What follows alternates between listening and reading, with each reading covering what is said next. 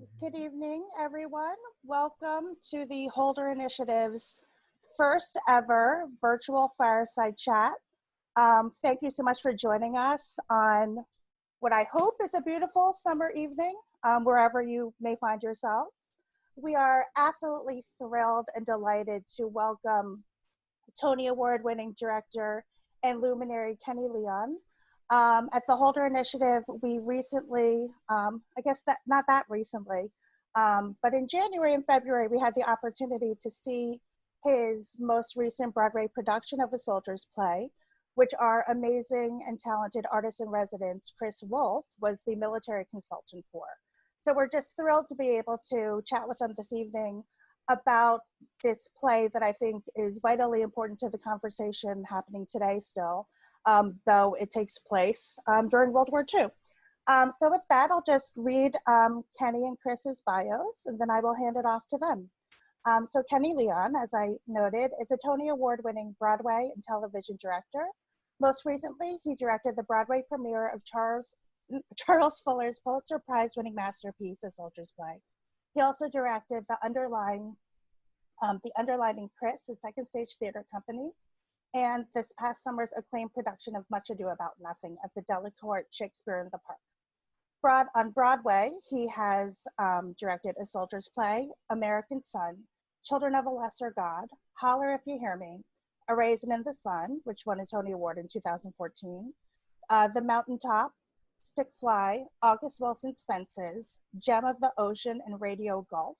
Off-Broadway, he's directed Everybody's Ruby, Emergency, spelled C, like ICU, with an exclamation mark, at the Public Theater, and Smart People at Second Stage. His television credits include American Son, which was adapted for Netflix, Hairspray Live, The Wiz Live, Steel Magnolias, and one of my personal favorites, I'm dating myself, Dynasty, and In My Dreams. In terms of writing, he's written Take You Wherever You Go, and he is the artistic director emeritus of Kenny Leon's True Colors Theater Company. Our esteemed artist in residence, Christopher Wolfe, is a graduate of the School of the Arts 2018, and he's the inaugural artist in residence at the Eric H. Holder Jr. Initiative for Civil and Political Rights. He graduated from the United States Military Academy, also known as West Point, in 2000, and served as a field artillery officer in the U.S. Army for 6 years. He's a veteran of Operation Iraqi Freedom and was awarded the Bronze Medal for meritorious service in a combat zone. Great job, Chris.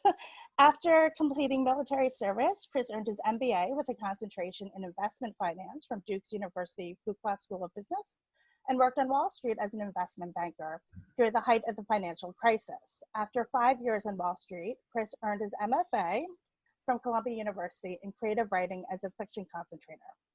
At Columbia, he was instructor for the Columbia Veterans Creative Writing Workshop and was selected for the School of the Arts Teaching Fellowship. Chris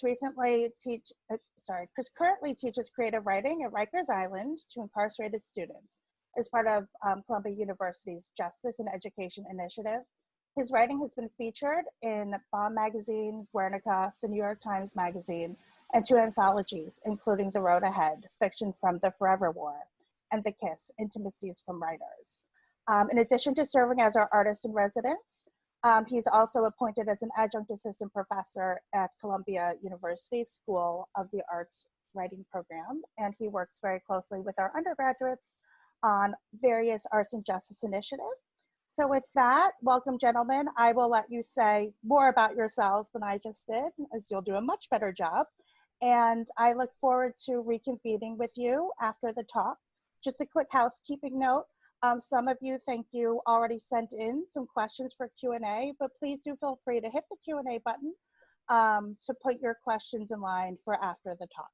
Great, enjoy, thank you so much. And I'm just going to disappear. Thank you, Beth. Sorry, that didn't go as well as I'd hoped.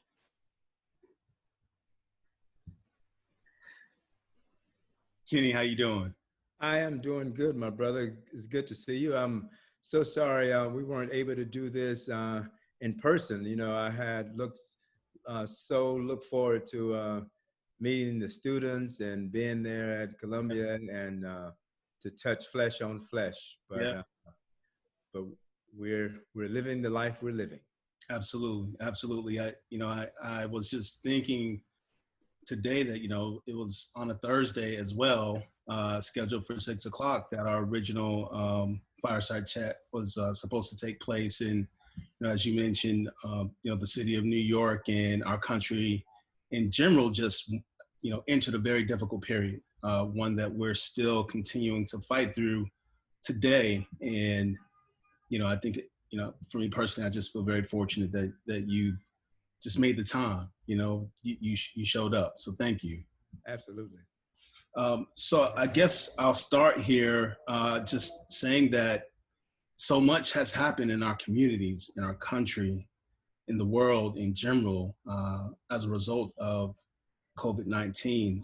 It's highlighted and exacerbated so many systemic issues that have been around for a long time. And in the midst of this, you and four other Black artists published a piece in the New York Times titled "Four Black Artists on How Racism Corrodes the Theater World." And the subheading for your section was titled, "I'm Not Giving Up on Broadway. I'm Not Giving Up on America," in which you wrote this: "I have a radical optimism built in my heart that says right is going to win, and we are going to get there. I'm not giving up on regional theater. I'm not giving up on off-Broadway theater. I'm not giving up on Broadway theater. I'm not giving up on America, and I'm not giving up on our world. But I think it's going to take listening. It's going to take all of us." And I guess I'll just start out by asking you, what has gotten you through this period, and what has enabled you to sustain this radical optimism? Wow. First of all, I was born to a 15-year-old woman, Mm.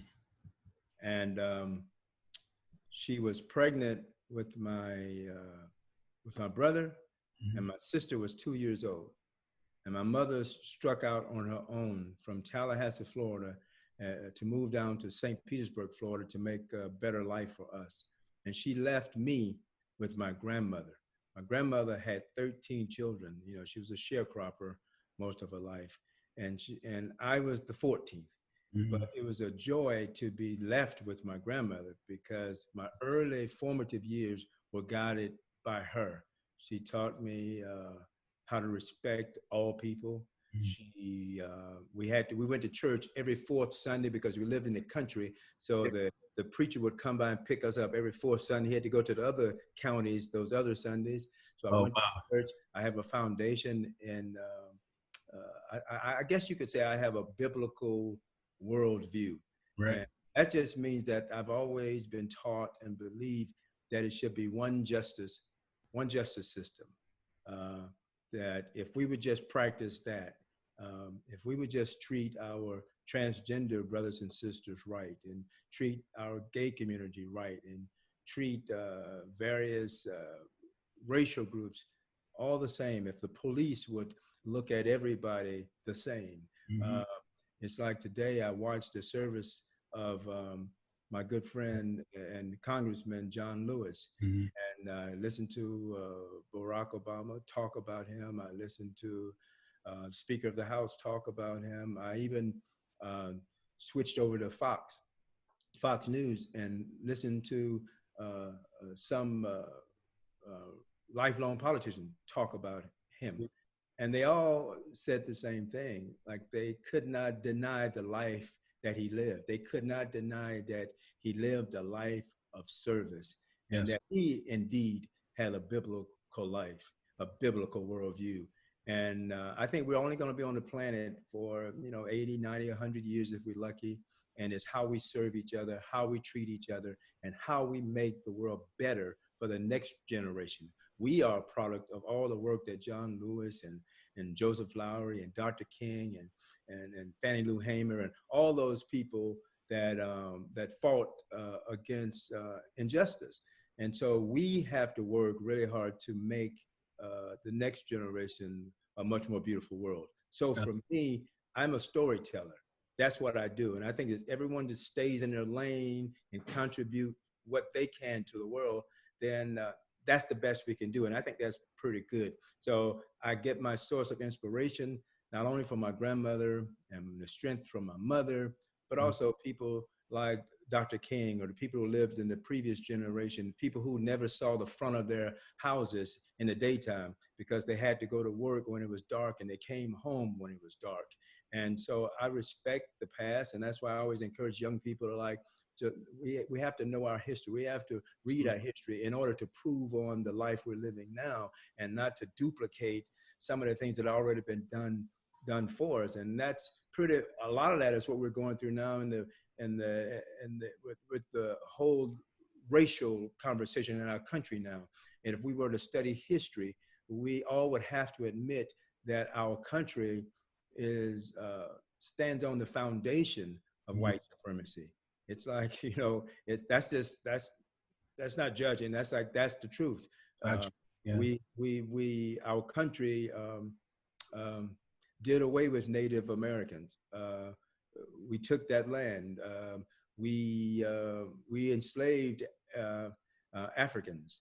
And we had 200 or 300 years of free labor. And we are a rich, beautiful, wealthy country. But we have that past. And the thing is not to focus on the past. The thing is to learn our past, but then let's figure out how we can make a more beautiful, greater humanity, how we can leave a better world to the next generation. So all of my work, whether it's on television or screen or stage, it's all about trying to impact lives, trying to get us closer together, and to understand that we're all this one human race. Thank you. Did I answer your question? I think you thoroughly, thoroughly. But just thinking about what you just said and my personal experience with you. I remember our first, if I'm remembering correctly, our first interaction was a phone call on November 30th. I was driving back from Virginia, visited my brother and the rest of my family for the holidays. And this was a call where we were going to discuss me potentially coming on to the project as the military consultant for a soldier's play. And, I won't lie, I was nervous as hell, because this was a new space for me, a new opportunity. I spent a good amount of time just researching, dusting off my old military manuals. And, I have my sons and nephews and nieces in formation, doing military drills, the same ones that I ended up doing with the cast, and just trying to prepare, and so I could tell you the different ways I thought I could contribute to the project. And just what really struck me about that phone call was just how much you listen. You spend the majority of the call, I was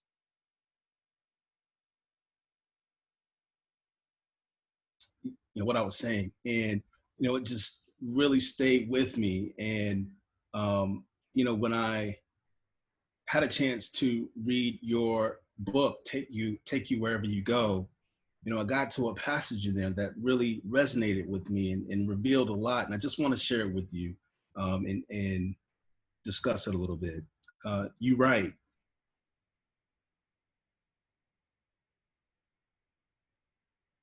that's at the heart of how I approach plays.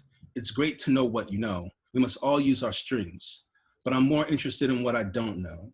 I've used this approach in every production I've worked on since my time in Baltimore. I didn't have all the answers going into Children of a Lesser God, but since I went into it trying to figure out what I didn't know, my mind and my ears were open. If I had a rigid approach to casting, I would not have been open to casting Lauren Ridloff. She was working with me on learning sign language, and after a while, it just struck me that she might be able to play Sarah Norman, the female lead. Never done live theater before, but I was in observation mode, learning mode. I saw something in her because I was open to seeing something in her. I firmly believe that the answers will be given to us if we are observant and if we're listening. and if we are simply living in an attentive way to receive the answers. And, that just was a beautiful passage. I told my wife, I said, he's dropping some jewels on this page right now. And she kind of looked up at me. But, my question to you is, where does this skill of listening and being observant come from? And what does it require to be this deeply engaged with another individual? Wow, you said a lot there. First of all, I want to thank you for your contribution to the production. And I love collaboration.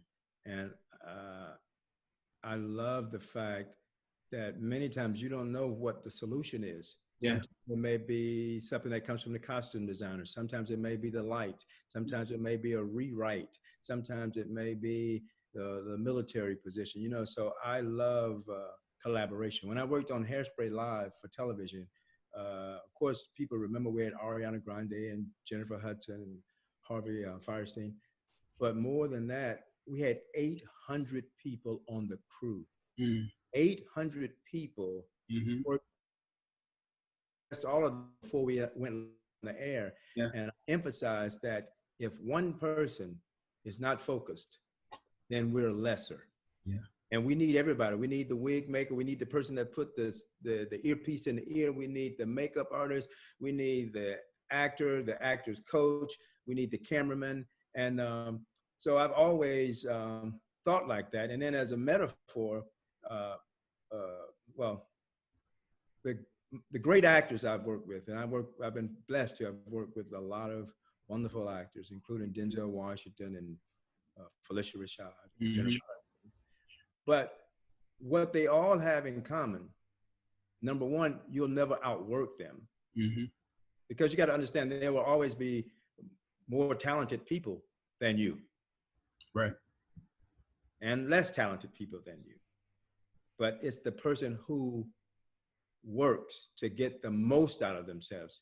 I want that person. So number one, you won't outwork them. And number two, they all are experts in listening. A great actor listens, and then he doesn't have to worry about how he sounds or what he says or what, how fast he should say the words. He learns who the character is in life. So I want actors that listen myself when I'm talking with collaborators, because sometimes the answer is right there. A lot of times directors start projects and on day one, they start putting all the answers out. I want this and I want this and it looks this way. Well, my first thing to do is to realize who I have in the room. That's the first thing. If I got the right people in the room, or I can make ideas greater based on an idea that they may have had. So listening has always been a part of everything I've learned in life. I can trace. That's what Take You Wherever You Go is about. Right. I can trace it back to lessons I've learned from my grandmother, my mother, or the great playwright August Wilson, who I got to do 3 of his plays on Broadway. Every lesson comes from them. For instance, I remember when President Obama came to see my production of A Raisin in the Sun on Broadway. And he went backstage to talk to the cast, and he really loved the show. And he just gave a little speech to our entire company. And you got to understand, this was huge. He picked one show to go to, and he and Michelle came to see my show, the President and First Lady. And he gave this great speech. And then something in me said, wait a minute, Mr. President, wait a minute. I know you're the president, but I'm the director. And I want to say something to you on behalf of us Americans. And then I went and told him what we felt about him and how we knew that his job was hard and, blah, blah, blah. But the point is, somebody asked me later, what gave you the confidence to interrupt the president of the United States to give him those words of wisdom? And I was like, I can only trace it back to my grandmother. Yeah. It's like, be you. You're a country boy from Tallahassee, Florida. And you always speak the truth and you always speak your heart. So don't change who. It's like being you is enough. You know, I was born in the South. I was born, we was PO. We was P-O. And I went to a historically Black college. I didn't go to Juilliard. And I was born on Mickey Sickey Road. I wasn't born on Broadway. I wasn't born on Fifth Avenue. So I've come from Mickey Sickey Road to Broadway. Mm-hmm. How did that happen? That happened because I dug into who I am. I can't be anybody else. I gotta say, hey, my grandmother was Mamie Wilson. My mother was Annie Ruth Wilson. My great-grandfather was Tyrone. My great-great-grand was Bubba. You know, so that's who I am. Mm-hmm.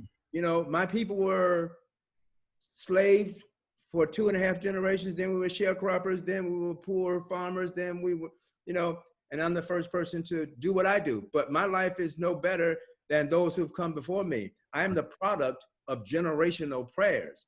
We all are part of this process, this continuum. So I just tell people, you gotta be you. And every time you try to come away from being you, that's when you run into trouble. So be proud of who you are. If you are a white kid from Connecticut who grew up middle class, that's who you are. Dig into that. All the things in your family that you don't agree with, well, you know, then change that. But be you, grow from that, and be the best you that you can be. And I found that when you dig into being the best you that you can be, I found out that that's enough. That is more than enough. And if you look at the people that you admire in life, the people I admire, John Lewis, Dr. King, Mahalia Jackson, so many people that I admire, white, Black, European, American, and what they have in common is most of the time they were just trying to dig into the you and made them themselves. And then when they went wrong, I'm reading a book now by Ryan Holiday called Ego is the Enemy. So when people go wrong, I find out that their ego gets in the way, their pride, you think you've made it. Oh, you made a lot of money for this now, and then you fall. So I'm working on myself. One of the things that since the pandemic closed the play on March 12th, I came to Atlanta where I live on March 13th. And I'm a cat of routine.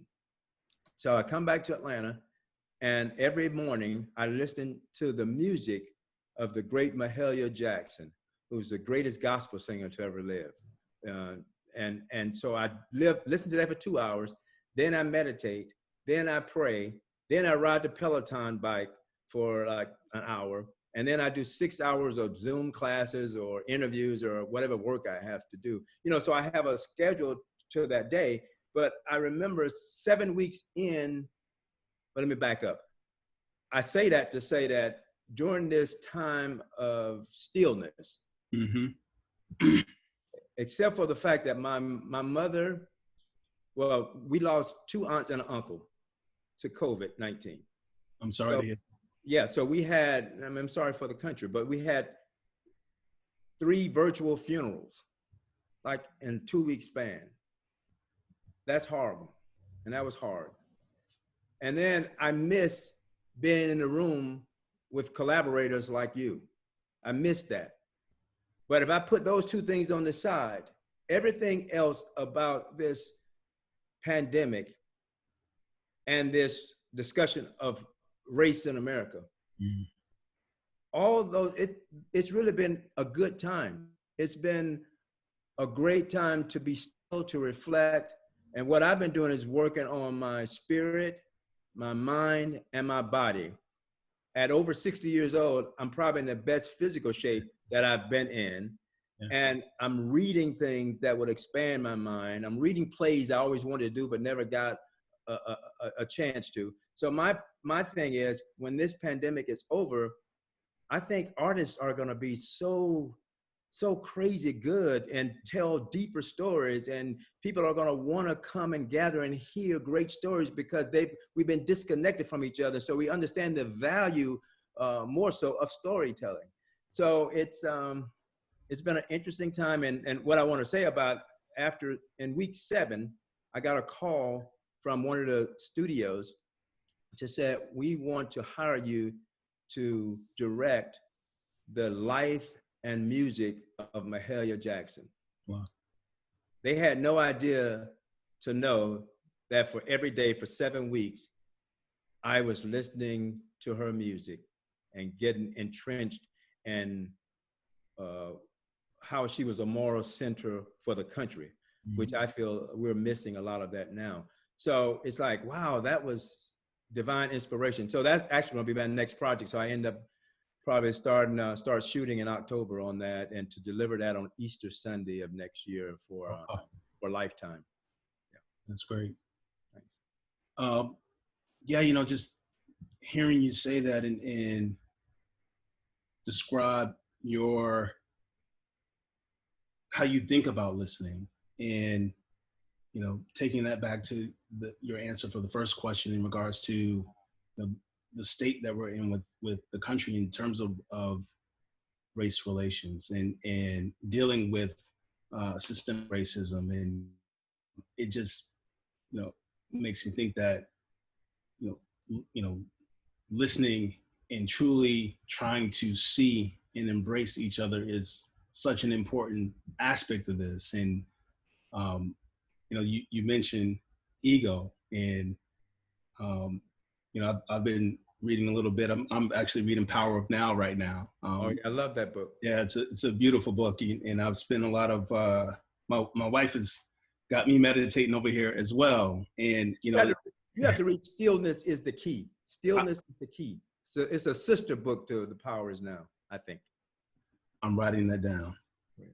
I wish I could see the class. I wish I could see everybody. So, come on, guys. This is so, I got to feel you, but I feel you guys. So I'm imagining everyone's face, and I'm imagining the beauty of this wonderful class. Trust me, they're there, and this means that we just have to do this again so we can be in a room and share time and space. I promise.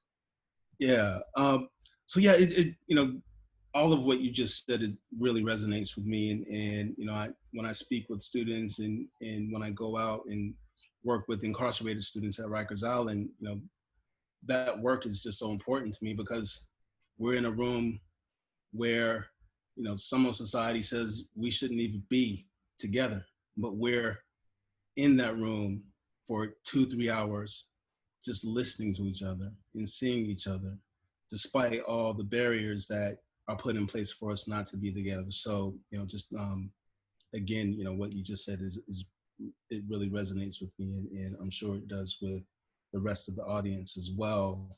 And what you said also makes me think about the meet and greet for A Soldier's Play. And I recall going to the meet and greet, and you had everyone, no matter how big or small their role was for the project, introduce themselves and kind of shared a few words about what they would be contributing to the project. And before we closed out, it got to a point where you basically said to everyone, I'm paraphrasing here, but you said that everyone working on the project was to be respected, no matter their race, their religion, their sexual orientation, gender, ethnicity. And you said that if anyone had a problem with that, they could leave, like right then. They could, use the door and head out, because it wasn't going to be tolerated. And that was a very salient moment for me, because from the outset, it demonstrated the type of culture you wanted to create and maintain for this group. And through all that I've experienced from my time serving in the military and working on Wall Street and teaching students, seeing positive and questionable leadership examples, that moment right there was one that just kind of sealed that experience for me and told me I was where I needed to be. and I was happy to be there, that we were not only going to do something special, but we were going to be something special as a group. So, I guess the question I want to ask you is that, given that we're living in a time where leaders of institutions that are charged to protect our liberties and freedoms are consistently undermining them and failing us, what's your advice to some of the young students and artists and activists and leaders who want to create and maintain a culture of mutual respect, empathy, and I think something that's very important here is just accountability, holding ourselves accountable for how we treat other people and how we interact with other people and just build community. Wow, that's a big one. But for me, I look at it like, once I steal my brain, yeah, and I focus on what is real, what is not real, what I can control, what I can't control. Mm-hmm. So the minute I'm born, I know that I'm not going to live forever. I know that. So I have to embrace that. Mm-hmm. And for me, I think life is about growth. So it's like my friend Samuel L. Jackson said. He says, the most important thing about being an artist in America is you want to always be relevant.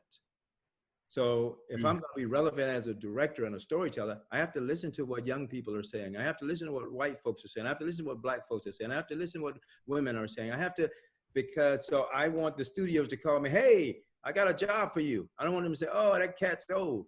Your mind is the only thing that you got to keep it alive and fresh. So I think life is about growth. Right. And then I think we have to realize that we live in an imperfect country. So in order to deal with that imperfection, we just have to do a little bit every generation to try to make it closer to perfect. So that said, we know there are people around us. There's negative energy around us. There are haters all around you. You can't, and like, if 9 people say something good about us and the 10th person says something bad, we focus on that 10th person. Right. You know what I mean? So I say, stop worrying about that.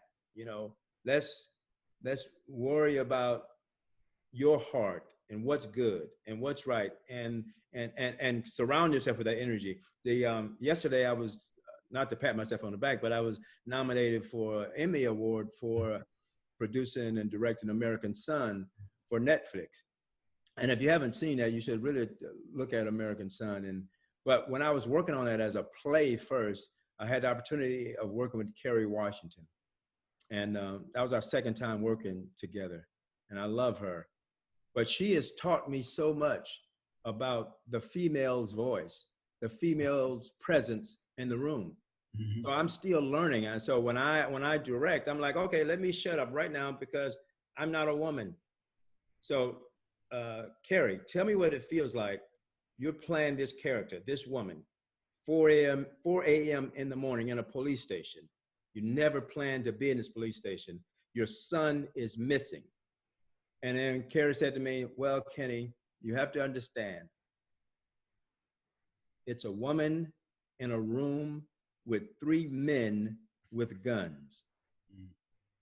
And when she said that, I had never even looked at it that way. I just think, oh, that's a police officer and that's the FBI agent. But she started teaching me how a woman feels in a certain situation. And I said, oh, I'm learning. I need to put that into place. So if you look at the movie real careful, you'll see little subtle things where she's just a little nervous about the relationship of her and the men in the room. And an example she gave me, she said, if you're on an elevator in a hotel, this is pre-COVID, in a hotel, and you go up to on an elevator with a woman, and you go up to the 10th floor, and you're both getting off on that floor, what do? I said, well, I'm a Southern gentleman, so I would say, after you. And she says, no. What you should do is look at her and says, have a good night, and then you should leave so that she feels safe. as opposed to her getting off the elevator and you walking behind her on the 9th floor. And I was like, I never thought of that. So there's so much we can learn from each other. It's like when I did Much Ado at the Public Theater last summer, and I always like to meet everybody. I like to meet the ushers and the ticket takers. So I had a meeting with all of the ushers in the park, and I said, okay, everybody introduce yourselves. And they went around and they said, hi, I'm Elizabeth, she, her. Hi, I'm Eric, he, him. And I was like, whoa, pronouns, okay. Well, okay, all right. And then I realized that that's a good thing. Even if it makes one person feel better about being a human being or feel safer in different environments, we need to adjust to that and respect that and use pronouns. What's it gonna hurt us? You know, so my generation didn't come up with that. So you have some old guys who get stuck in that. Well, I'm not gonna do that because I didn't do that. That's not how humanity should unfold and should get better. So I'm learning from my transgender friends. I'm learning from women. I'm learning from my Jewish friends. And I'm just hoping to build a world where we all are learning from each other. So every project that I take on, I'm trying to say that. I'm trying to say there's a way that we need to listen to each other. And if we do that and respect each other, we can create a healthier world. And to me, that's enough for life to be about. If life is about growth and life is about beauty and life is about everybody's finding their lane and finding their passion and then contributing that to the world, that's beautiful. Yeah, absolutely. Absolutely. You know what? Just hearing you speak on that reminds me of the day that I think it was soon after, well, just a little while before we were leaving the rehearsal space to start occupying the theater, American Airlines Theater, and we had wrapped up rehearsal, and you invited me to take a walk with you over to the theater and take a look at the set. And when we got inside the theater, you know, we kind of stood towards the back and watched folks work in there, and you know, you just kind of conveyed to me that it was important for children of color and marginalized children who didn't necessarily know that they had access to careers in those fields, that they didn't know that they could be a set designer, that they didn't know they could be a costume designer. It was important for them to be informed and have the opportunity as to these different fields that might be in the same vein as their passion. And it was just a very important moment for me and gave me a sense of just how you see the world. And you know, I do a little bit of anti-racism organizing here in Brooklyn. And, you know, the group that I work with is called the People's Institute for Survival and Beyond. They're based out of New Orleans, but they do work across the country. And, you know, we use this term gatekeeper, and really what it is seeing yourself as a gatekeeper, no matter what your position, seeing yourself as someone who can remove the barriers of systemic racism that allows access and allows people to basically shine and pursue their passions uninhibited. So, you know, it was, again, this is more just an observation, but, you know, to me, just thinking about, it made me think about just the intention behind the staff and you know, working with Indira, for instance, and working with Day, you know, the dramaturg and the costume designer, and how much I learned from them, and, you know, just how you go about assembling your team to take on a project. Yeah, I think that we all have something to contribute, and everything that I've worked on, I've not done any of it by myself. Yeah, including write that book. And, I'm always looking at, you know, even when I'm talking to your class, don't you think I get asked a lot to come to classes, do talks? I do. And the reason I wanted to talk to your specific class, because I love and respect what you did for that production. Thank you. And I see you're changing the world in your way, in your lane, and I respect that. And then you start telling me about this class. I'm like, I want to talk with this class, because even if it's one person here who takes something I said and it helps them in their journey to get closer to understanding their passion, or it helps them be able to articulate to their parents why they want to do something that the parents are against, or if it just helped them in any way on their journey, selfishly, that's a gift to me. Mm-hmm. So I'm only here because I want to contribute something to the lives of other people. And I think I have friends who say that Kenny, his directing style is he's authentic and he tells the truth. Mm. And so I think I have a way of talking about my experiences in a way that says, you know what, you don't have to do it the way I did, but from my experience, this is the truth as I know it.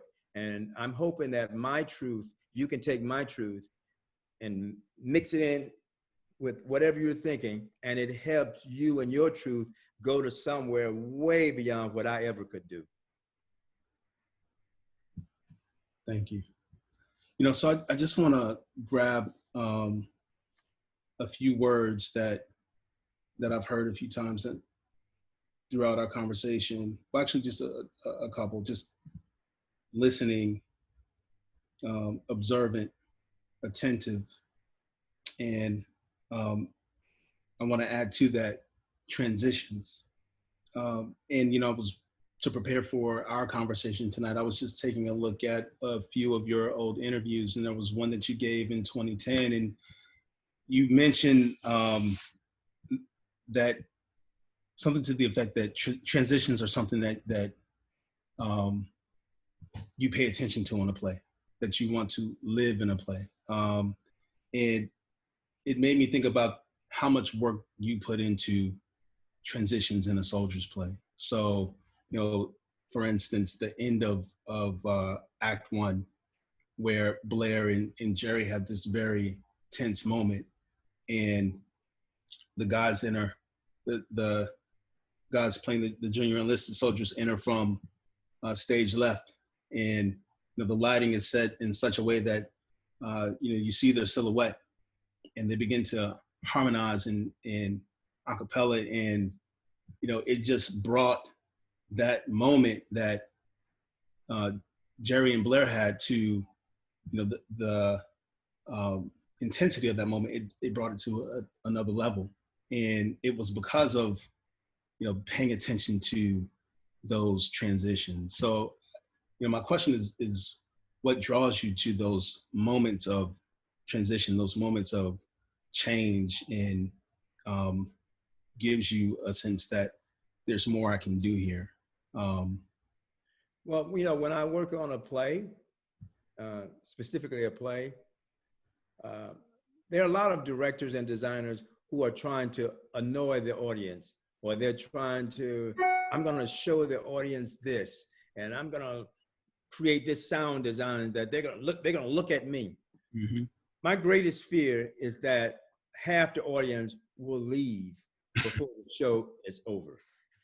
So as a director, I'm just trying to get 100% of the audience to the last moment in the play. Yeah. The production I've worked on, it's about getting the audience to the last moment. If you look at the last moment of Much Ado About Nothing, it was when I had the cast on stage singing the national African American national Black Lift Every Voice. Yeah, Lift Every Voice, and I put that with America the Beautiful. Mm-hmm. So I just wanted to have the humor ride in such a way and the language ride in such a way so I can get to that last moment to make the point. A soldier's play was about getting to the Nipsey Hussle music at the end while these men are saluting us with the flag behind them. Now, a lot of people didn't understand that. That was the hardest thing I had to do. But in my mind, that's what I had to do. And so the transitions were about getting to that last moment.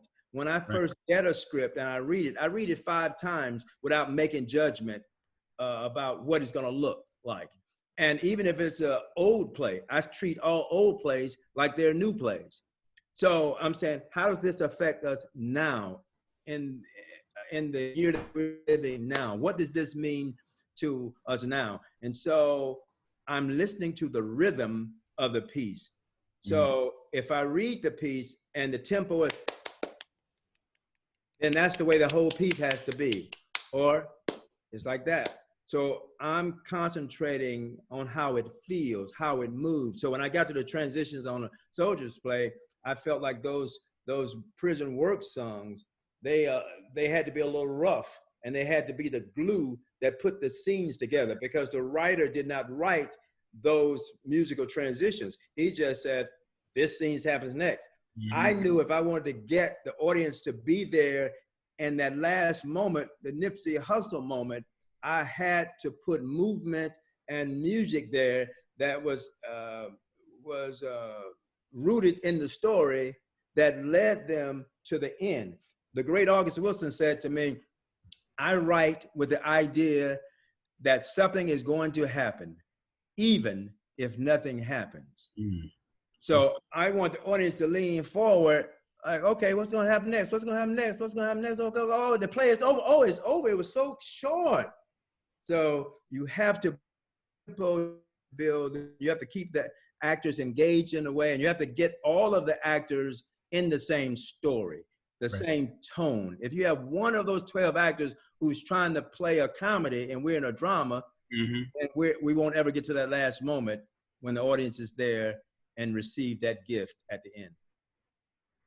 Well, you know, the way you described your thinking about how you think about transitions, it makes me think about some writing advice that I received from one of my writing mentors. You know, he offered me, well, he offered the whole class his definition of works that he considers literary, and that definition was literary works are works where the writer has taken the time to build the connective tissue between disparate ideas, and the more disparate, the more literary, right? Because you have to do more work to connect those disparate ideas. And you know, for me, when I think about the transitions and you know how you created them, and you know how you just described how you think about them, it for me, there's some connection there. I know when I first saw that one at the end of Act 1, I just was blown away. And I'm like, wow, that was a hell of a way to go out. And then there's that nice transition coming back in at the top of Act 2. Right.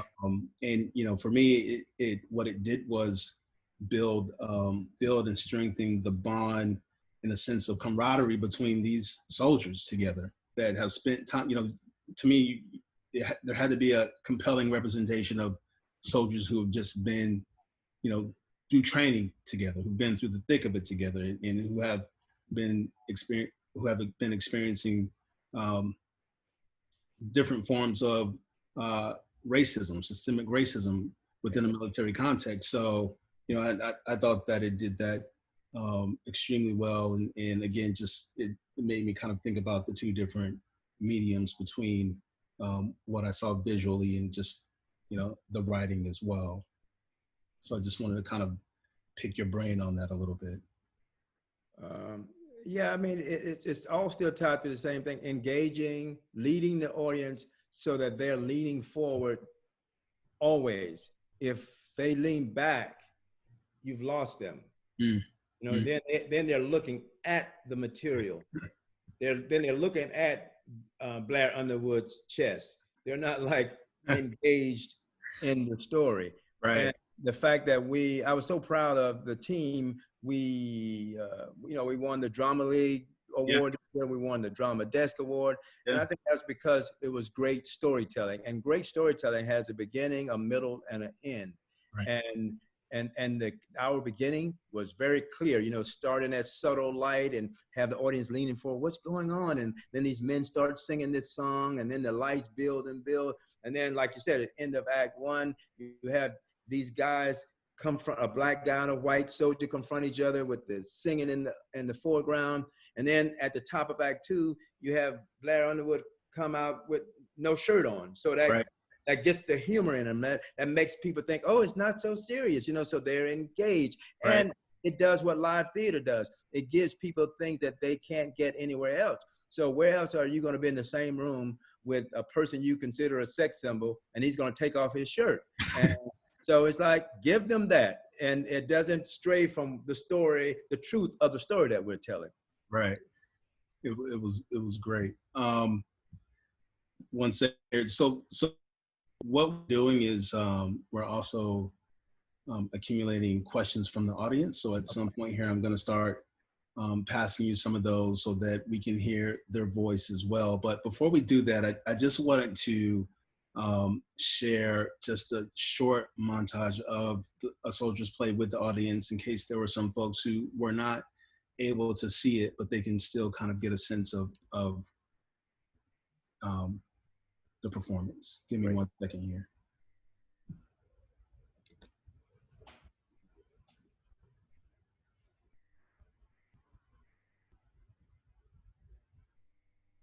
Sea line woman, sea line, best in there, sea line, past there, sea line, sea line.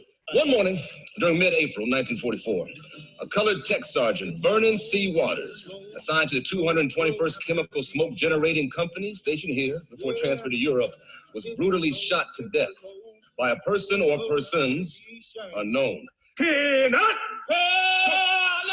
Whosoever sold water, sold a dirty line out of bed. The only thing that will move the race is power. That's all the white respects. People like you, well, you just make us seem like fools.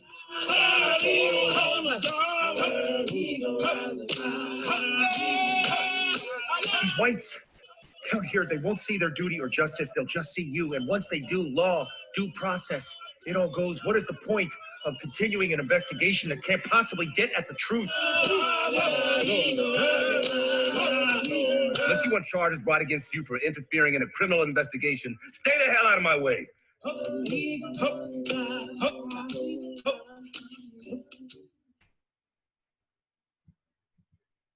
Wow, good memories. Yeah, they were. Was there, I never asked you, was there a scene in particular that was your favorite scene? I like the last image when you have the great big American flag and you have the entire cast standing there saluting the audience. That I'll carry that image with me forever.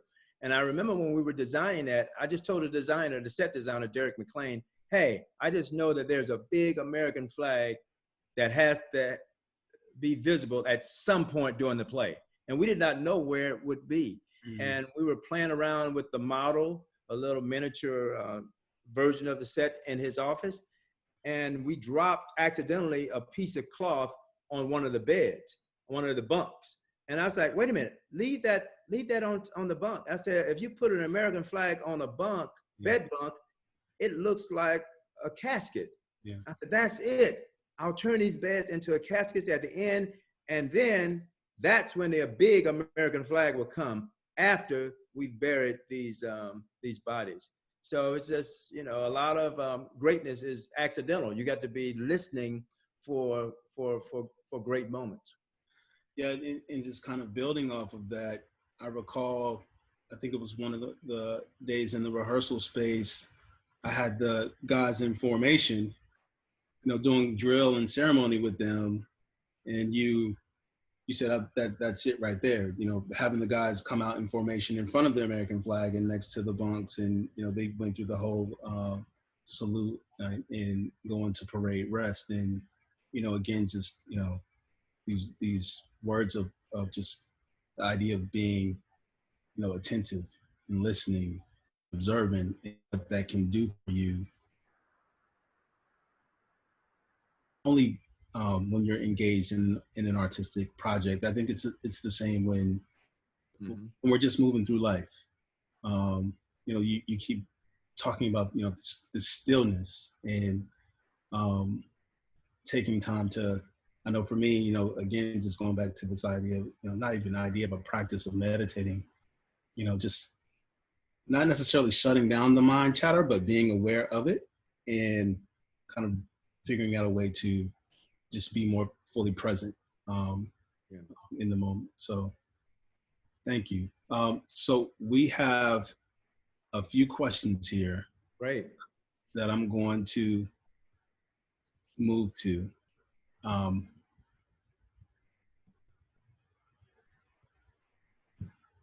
So someone, it's an anonymous question, but they have asked, looking back, what is something you wish you knew earlier on in your career? Oh,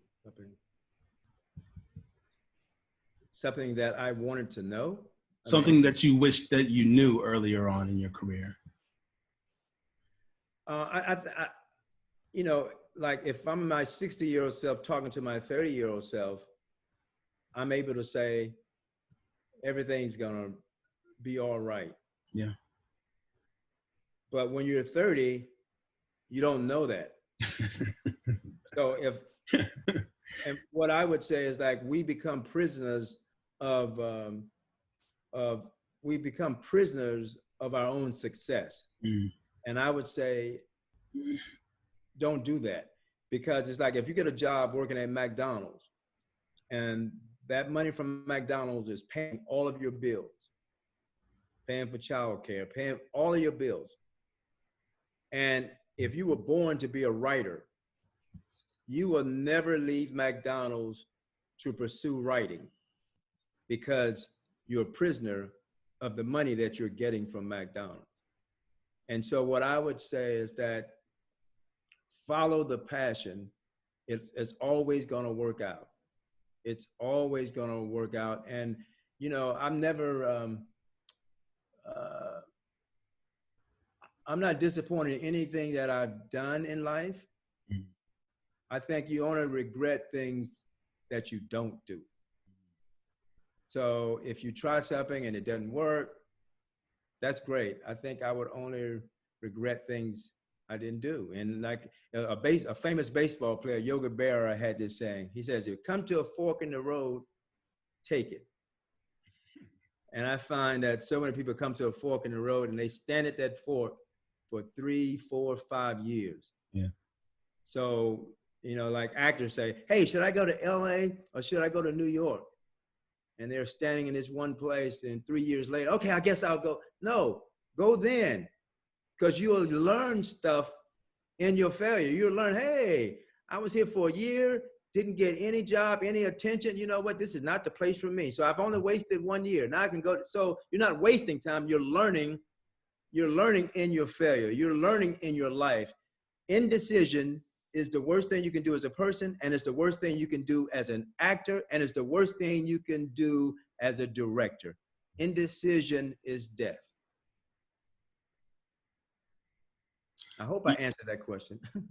I think you did. You know, just that McDonald's anecdote just makes me think, you know, I recall kind of seeing something similar during my time working on Wall Street, you know, just kind of like a different end of the spectrum, you know, just to convey that it doesn't matter how much money you make, you can still set yourself up to have that same issue, you know, folks, you know. And it's nothing wrong with McDonald's. It's just that I find that in retrospect, fear gets in the way.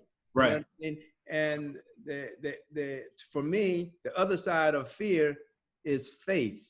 Right. You know, belief in things unseen. That's a powerful thing. And I think so many people lose track of that. You got to remember, we're just a small little piece of this whole universe. And if we're indeed a small little piece, that means that there's some energy and power or something bigger than us. So have faith. So stand in faith, embrace faith. Anyway. No, I agree. And I didn't, you know, I didn't mean to imply that there was anything with the McDonald's example, but just that, you know, you can run into that same issue up and down the pay scale, right? Like, just getting yourself in a place where you have to rely on this money to live a certain lifestyle, and, to a certain degree feel trapped and unable to pursue your passion. So just being yeah, life. I mean, life in America, capitalism is only math. It's like there's a lot of ways to get to $10,000. It's like, okay, I can do this, this, and this. And also we have to realize what I've come to understand is the power of no. Right. Say no to the things that are going to crowd your mind. Say no to the things that sap your energy. Say yes to the things that make you feel good, and it'll lead you to money. So the power of, I would say, early on, maybe I said, I didn't say no enough, because I was afraid of what was around the corner, So I think the only thing that separates the people that do and the people that don't is some people don't. There are a lot of people that are not as smart as you are, but have material success. And that's not the ultimate judgment of what's going to make you happy. Right. I mean, so sure. Right. One quote that Attorney General Holder has said that I often return to is, we do ourselves and our great nation a grave disservice whenever we trade the noisy discord of honest, tough, and vigorous debate for the quiet prejudice of inaction and the cold silence of consent. And, I think when I think about that quote and think about A Soldier's Play, for me, it was what was one of the things that was so special about the play is that it was another entry point for a conversation about race and racism, an entry point through medium, an entry point through context, race and racism through the military. And, I have written, a little bit about just my time as a Black Army officer and what that was like, both, at West Point as a cadet and after. And for me, I think I mentioned to you during the show's run, I invited some of alums that I still touch with to the show. And what one of them, they sent me a message after the show and said that they loved it, they enjoyed it, but they left the show feeling disturbed. And I wrote back and I just said, good, because I think, right. I think that's, for me as an artist, I think that, to me, that's positive feedback, that means that something stirred you, that something, you left the show feeling that something didn't sit right. And, I think we, especially, thinking about systemic racism, it doesn't sit or feel right. So I think, again, just that it was a great way and a great avenue to continue to have this conversation with just, society as a whole. Right. Yeah. I'm never trying to make the audience happy. I'm trying to engage them in thought and life. And sometimes those things sometimes they're happy, sometimes they're sad, sometimes they're like, what could I do with this? The greatest gift for a director is for the audience to leave the theater talking, or to say, hey, you want to go get a beer? I just want to discuss that last scene. That's the greatest thing, because the audience completes that artistic process. Without the audience, so I'm not trying to get everybody to feel the same way. There's 1,100 people in the theater. I wanted 1,100 different reactions. Yeah, I after one show, I was outside and a gentleman stopped me. I was headed towards a train, and they said that he said this was actually after the military night performance. So the West Point cadets came down, and we had a Q&A with the cast, and a gentleman stopped me outside the theater and told me that he served in the military. He also taught that he had been inside, he was incarcerated inside Rikers, and he had also worked with formerly incarcerated youth. And we just had, I think it was like a 40-minute conversation, you know, about the play, about systemic racism and really just issues regarding internalized racial oppression and how it plays out and manifest in many forms. And, you know, that was just so amazing to me, just the way, you know, thinking about, you know, in terms of internalized racial inferiority, you know, things such as shame with Dag's, David Allen Greer's character and you know, this I guess kind of idea of to a certain extent kind of policing. You know, his character seemed to want to keep the rest of the junior enlisted soldiers in line to a certain extent, and you know, just from my perspective of watching the play. So again, just the conversations that I had in the context was just so important and continue to play out. And I just wanted to ask, you know, I know that you had some conversations with Charles Fuller, the playwright, and I was wondering, was there anything in particular that he voiced to you that guided your direction of the play? You know, it's kind of duplicitous because on one hand, being in the military was the proudest moment of his life. Yeah. You know what I mean?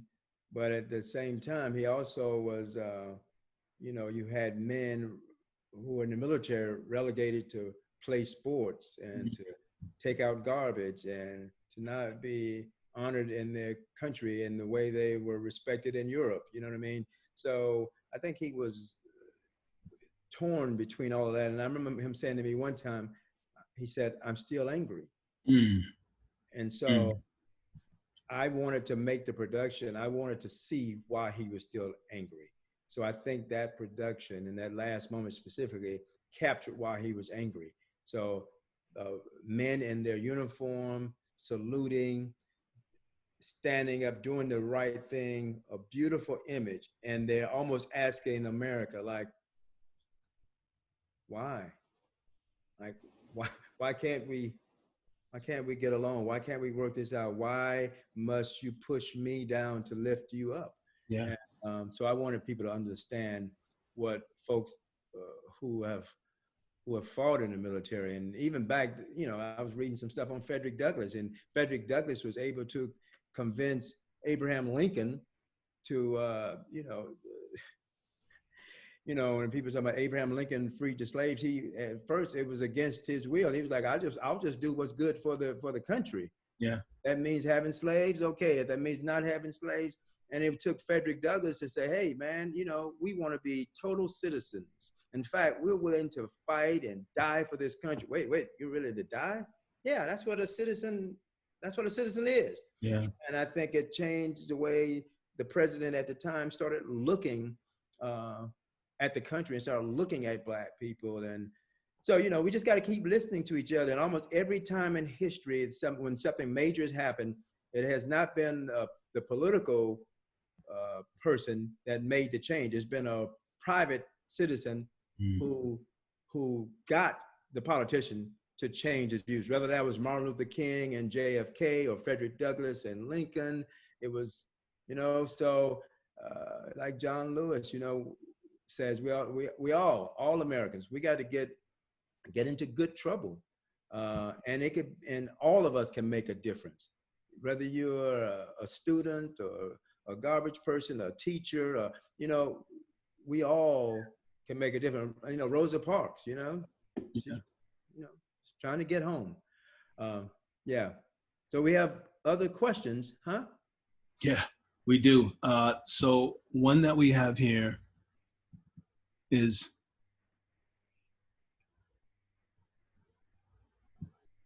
so this is from Jayla Austin, Columbia College class of 2022. She says, I am from rural South Georgia, and I wonder, when you become successful, what does intentionality in reaching back look like? I know many people who have been less fortunate than myself, and I would imagine that giving back is harder when you have less time. How has reaching back changed for you now that you're successful? What are misconceptions that you feel people make when engaging with you because you are successful in your field?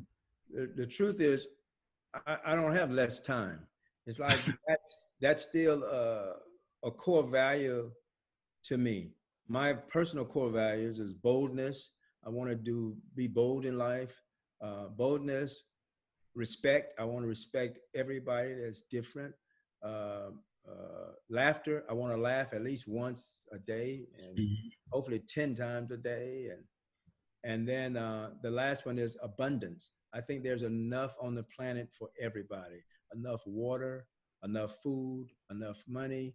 So I have to keep remembering just to take me wherever I go, and to remember I'm just a country boy from Tallahassee, Florida. So if I'm on the red carpet, I take as much time as I can to always acknowledge whoever is there. Uh, Right.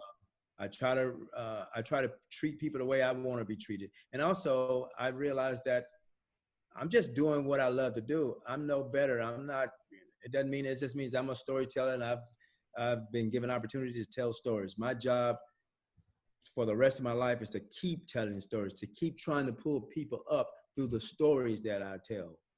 And, and to realize that I'm a human being and we're all equal. And I just want that day when it's just one race and one justice system. And, like, what's that book that everything you need to know you learn in kindergarten? And Mm. it's like, that's how I try to treat people. I try to listen to other people. I try to affect the people closest to me. So especially if they're different from you, if your Yeah. neighbor is a different race, spend time at the mailbox talking to your neighbor. If you're in your office and you got 10 people around you, talk to the people in your office. Affect the people closest to you. Get involved in local politics, then get involved in state politics, then do the big things that you comes with being famous or a celebrity. But I think when people forget who they are, and when they forget that they're just human beings and we all bleed the same blood, when they forget that, that's when we're lost. So I try to remind myself, I'm not famous. I got the same time that everybody else got. Thank you. So this is from Emily Gruber, Columbia College class of 2019. Mr. Leon, as a theater fan and former American history major, I am wondering if there is a moment in theater history that I think captures best how theater can help to propel change. Oh yeah, I'm a political science major too. But when I first got into theater, the people I ran into was Samuel L. Jackson, his wife LaTanya. Me and Angela Bassett were friends growing up in St. Petersburg, Florida. Spike Lee was at Morehouse College in the same Atlanta University Center. So we had a little Harlem Renaissance, and we empowered the people around us, and all of us are, are working, Mm-hmm. working now. Um, um, what was the question? I'm sorry. Did I? The question is, if there's a moment in theater Oh history. yeah. So the moment that I remember is like back in the 80s. Broadway had a lot of black theater. Mm-hmm. You know what I mean? We don't have as much as we should have now. But you had the Wiz, you had Bubbling Brown Sugar, you had Sophisticated Ladies, you had all of these plays up, and you had people like the Negro Ensemble and New Federal Theater doing these plays. So during that times, I think they weren't paid the same, but I think that there was more embracing of a variety of storytellers all across the country. Mm-hmm. And I think we need to get back to that. It's what I call the Netflix model. It's like Netflix, you can find anything almost on Netflix. They got all kinds of stories by all kinds of people. And I Right. think that the theater or Broadway commercial theater could do that. And also diversity also is good for business. And Mm-hmm. that's what people keep trying to change the narrative. It's like, if you tell everybody's story, that means you got more audience to draw on. That means you can make more money for everybody. Thank you. So this one is from an anonymous member of the audience. These some smart students. With this epic reset, the COVID-19 pandemic and uprisings for racial equity, what opportunities um, are there to re-envision theater? Excuse me, what opportunities to re-envision theater come up for you? Oh, that's like, I think if you're the same artist on the other side of the pandemic as you were before we had this horrible thing happen, then I think you're missing it. I think now is the time to listen to yourself, to recalibrate, to work on your inner self, to read plays you haven't read. I just got to rereading a play called Ain't Supposed to Die a Natural Death. It was on Broadway in 1972. Now, I think I'm going to do a revival of that musical. And at the time, it was the only musical that I knew of that gave voice to the people in the hood. So, you know, you had the people living in black neighborhoods and in the ghetto, as what we call it then, but they were singing. They were singing their thoughts, their minds, their lives. And you could see the beauty of the people, the challenges of their lives. And so, and it was ahead of its time. So I get a chance, it was written by Melvin Van Peebles. So I get a chance to bring that to Broadway now, because Broadway has sort of steered away from those hard hitting musicals. Right. And, so I think on the other side of the pandemic, I think we're gonna, I think people will be more engaged and ready for more controversial stories, more tough stories, the exploration of deeper ideas. Is not just to escape. I think it's still going to be entertainment, but I think it's going to be a lot more thought-provoking musicals and plays by a greater variety of people. At least that's what I hope. And I've joined a group called Black Theater United. And one of the things we're doing is me and Arthur McDonald and Felicia Rashad, we understand that police reform and prison reform and community reform and racial reform and entertainment reform, all that's tied together. So we're working on all those issues. We are now encouraging everybody to fill out the census. You know, it's been extended to October now, and we got to watch them because they'll try to change that deadline again. And you want to be counted.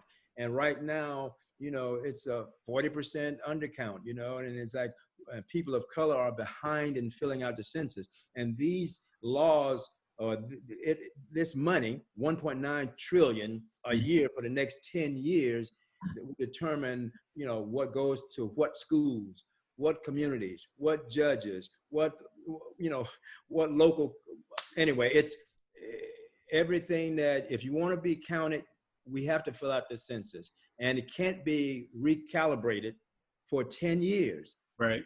So that is locked in for 10 years. And there's a myth going around that, hey, you know, the government will know where I am. So, and they know where I am, they'll just deport my family. And it's not true. First of all, if you have a cell phone, they know where you are. So we know where we are. And the other thing is that it's by law. They can't look at you specifically in filling out the census for 72 years. So beyond your lifetime, they can't by law. There'll be suits brought and all that kind of stuff. So those are the things I'm trying to, you know, with Stacey Abrams on Fair Acts. Right. We're trying to get the word out that we need to get our friends, get our aunties, get our grandmas, get our cousins to fill out the census so we can be counted, so we can get the resources that we need in our communities for our schools, for our judges, for everything that makes community better. So I don't want to push too much on that, but it's really important. It's really more important, just as important as the election in November.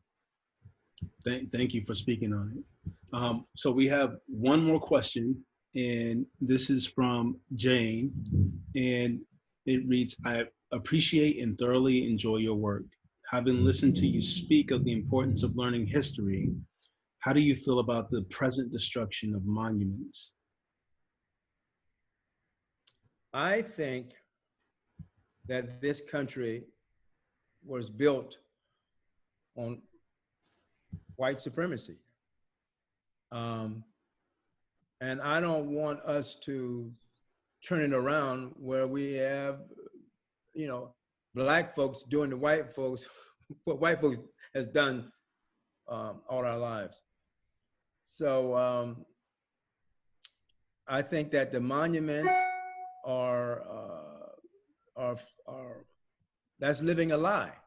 So I think that to honor men who had many slaves, or people who were against the beauty that the country can offer, I think that we should lose those negative things. I applaud NASCAR for not having a Confederate flag. Mhm. I think that's there's a war fought to bring the Union together. So I think that anything that's salutes or applauds the racist past or our racist foundation, I think is wrong. And I think we're better than that. I don't think it. I think it only makes us better to lose those monuments honoring the most negative part of us. Just my personal thoughts. Thank you, Kenny. So look, Kenny, this has been wonderful. I can't thank you enough. Again, just knowing what everyone has been through, how we all have been affected, and for you to show up, to take time out of your day and come and spend it with us here has been just it's been wonderful. So I just want to thank you. I want to thank everyone who's shown up here tonight in the audience, all who work with us in the Holder Initiative, our executive director, Bernard Harcourt, our associate director, Beth Manchester, who you had a chance to meet earlier, Kenny. I think that, you've shown up here tonight, but not only that, you've shown up for our communities, for our artists, our students, our country over the course of your life. And as a Black Army officer and veteran, I can tell you that working on this project with you and learning from you and learning from the cast has helped me to better see myself and my military experience. And it's created relationships, our relationship, which I value greatly. So again, thank you. I wish you the very best. You always know I'm a phone call away. Yeah. So, hit me up. Yeah. I'd like to say one last thing is that Yeah, absolutely. I'm working on a story now that where a woman lived through the first pandemic of 1918. She lived through the Great Depression, and she lived through civil rights. And we're not special. These are the times we're living in, and I think it only if we face things straight on, we can make a positive contribution to the world. And I can't wait to see what all your people in the class, what we do on the other side of this, because this is just the time we live in, and I expect great things. And the human spirit is resilient, and there's only goodness that lies ahead. Thank you, Kenny. Thank you. Have a good evening. You too.